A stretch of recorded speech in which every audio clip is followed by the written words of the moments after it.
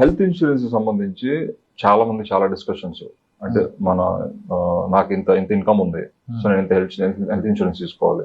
కొంతమంది ఏంటంటే తీసుకునే దానికి సంబంధించిన దాన్ని ఏమంటారు ఎలిజిబిలిటీ, దీన్ని కూడా ఏజ్ ఎలిజిబిలిటీ కావచ్చు, ఎంత అమౌంట్ తీసుకుంటున్నాం, కవరేజ్ ఒక 10 lakhs 5 lakhs 15 lakhs అట్లా తీసుకున్నారు.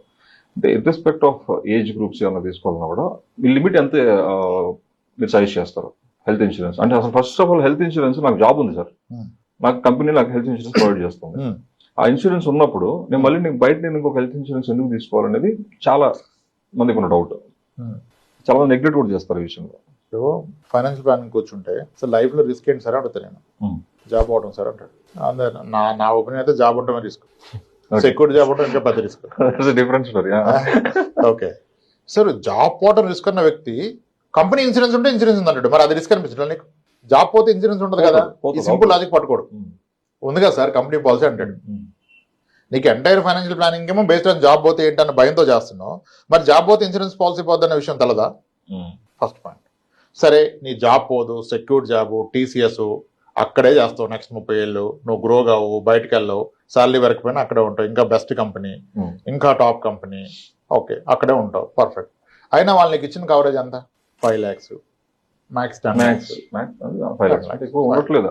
5 lakhs. మరి నీకు వచ్చే జబ్బుల్లో 5 లక్షల మించి ఖర్చు అయ్యే జబ్బు లేదా ప్రపంచంలో?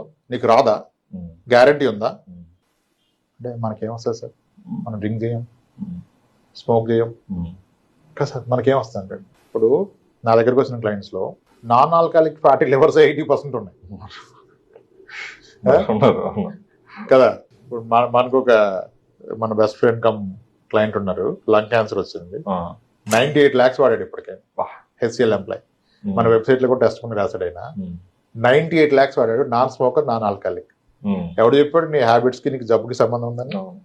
మరి అటువంటిది ఒకటి కొడితే వీడు 5 lakhs ఇచ్చి దులిపేసుకుంటాడు, నేను కూడా పంపించేస్తాను ఇంటికి నీకు జబ్బు వచ్చినాక. మరి అప్పుడు ఏంటి పరిస్థితి? లైఫ్ టర్న్ అయిపోతుంది అంతే. ఆ పాయింట్ మిస్ అయిపోతారు.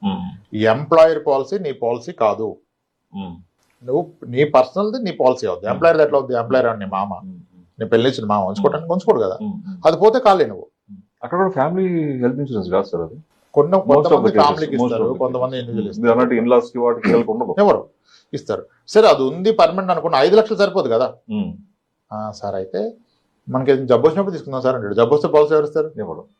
జబ్బు వస్తే పాలసీ ఇస్తే హాస్పిటల్ బిల్ ఎందుకు కడతాం? అక్కడ ఇన్సూరెన్స్ క్యూ కడతాం కదా, తీసుకొని హాస్పిటల్కి